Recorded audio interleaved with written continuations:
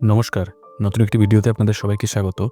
আপনারা এখন থেকে খুব সহজে আপনার মোবাইলের মাধ্যমে দেখে নিতে পারবেন যে আপনার নামে এসআইআর এর নোটিশ ইস্যু হয়েছে কিনা। তো চলুন সেটা আমি আপনাদেরকে দেখিয়ে দেবো। আমি ২ রকম পদ্ধতি দেখাবো। ২ রকম পদ্ধতি বলতে ২ রকম জিনিসই দেখাবো। যাদের এসআইআর এর নোটিশ ইস্যু হয়েছে তাদের কেস এবং যাদের ইস্যু হয়নি সেই কেসটাও দেখাবো। তো চলুন সেটা দেখে নেওয়া যাক। তো আপনার নোটিশ ইস্যু হয়েছে কিনা সেটা দেখার জন্য কি করবেন? গুগলে যাবেন, সেখানে গিয়ে লিখবেন voter ECI, voter dot ECI লিখতে পারেন বা ভোটার ইসিআই লিখে সার্চ করবেন। আমি ভোটার ইসিআই লিখে সার্চ করলাম। সার্চ করে দেখুন এই চলে এসেছে। প্রথম যে ওয়েবসাইটটা কি লেখা আছে, voter election commission of India. এই যে প্রথম যে ওয়েবসাইটটা, এখানে আপনাদেরকে যেতে হবে। ওয়েবসাইটের নামটা লেখা আছে, এখানে আমি ক্লিক করে দিচ্ছি।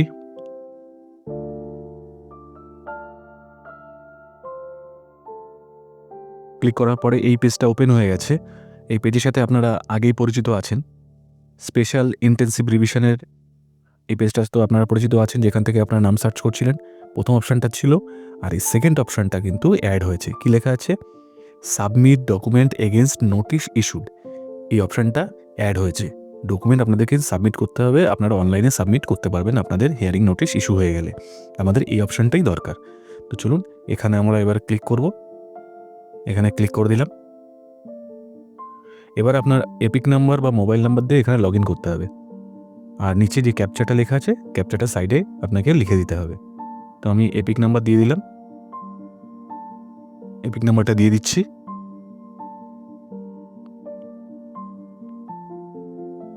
তারপর আপনাকে এই ক্যাপচাটা দেখে দেখে দিতে হবে।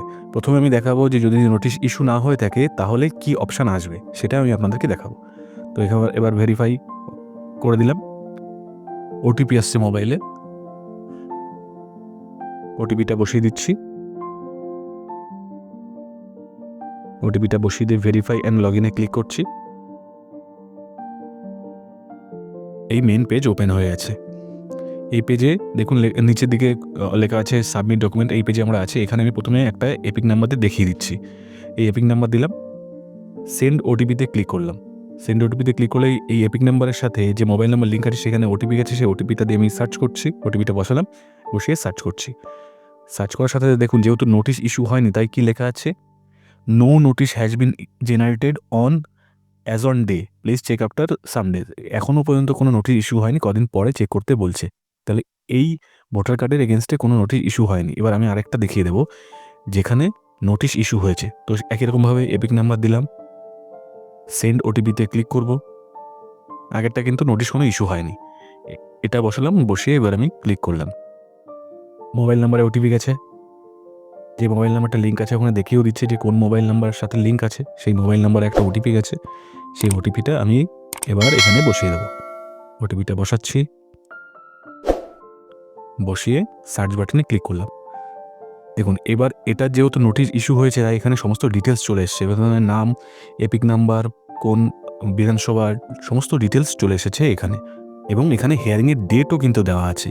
এই ব্যক্তির কবে হিয়ারিংয়ের ডেট পড়েছে এখানে দেওয়া আছে। দেখুন এনার আছে 16 তারিখে হিয়ারিং আছে, যদিও টাইমটা দেওয়া নেই, কিন্তু ডেটটা এখানে দিয়ে দিয়েছে যে কোন ডেটে এই ব্যক্তিকে হাজির হতে হবে হিয়ারিংয়ে। কিসের জন্য? লজিক্যাল ডিসক্রিপেন্সির জন্য, তথ্যগত অসঙ্গতির জন্য এই ব্যক্তির হিয়ারিংয়ে নোটিশ জারি হয়েছে। আপনি এটা অনলাইনে সাবমিট করতে পারবেন। আমি এই মার্ক করে দিচ্ছি যেখানে, যদি আপনার ভোটার কার্ড এবং আধার কার্ডের সমস্ত ডিটেলস সেম থাকে তবেই আপনি সাবমিট করতে পারবেন, না হলে আপনাদের বিএলওর সাথে যোগাযোগ করতে হবে। এই যে আমি মার্ক করে দেখিয়ে দিলাম।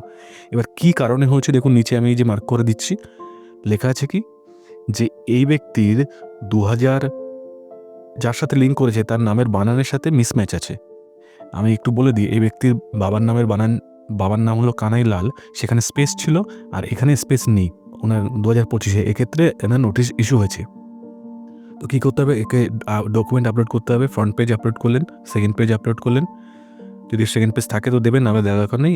এবার গ্র্যান্ড প্যারেন্টসদের কোনো ডকুমেন্ট আপলোড করতে হবে। ফ্রন্ট পেজ থাকলে আপলোড করবেন, সেকেন্ড পেজ থাকলে আপলোড করবেন, না থাকলে করার প্রয়োজন নেই।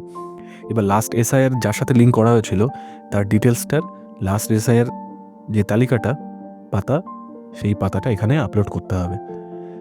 এখানে তো ডিটেলস যার সাথে লিঙ্ক করা হয়েছিল এখানে চলেই এসেছে অলরেডি। সেই পাতাটা এবার আপলোড করবেন এখানে ফ্রন্ট পেজ।